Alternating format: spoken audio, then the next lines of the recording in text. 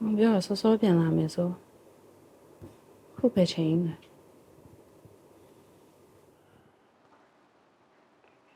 sorry ပါနွေ ။အောင်ဘာကြီးလုံနေရလဲ။ဖောက်ပြန်နေမှာမဟုတ်ပါဘူး နွေဘာတွေပြောနေရလဲ ။ဘာလဲ။ဟုတ်လို့နာဝါလား နွေမောင်အဲ့လိုမျိုးပြောနေတယ်မောင်နွေပေါ်မှာဘတော်မှမဖောက်ပြန်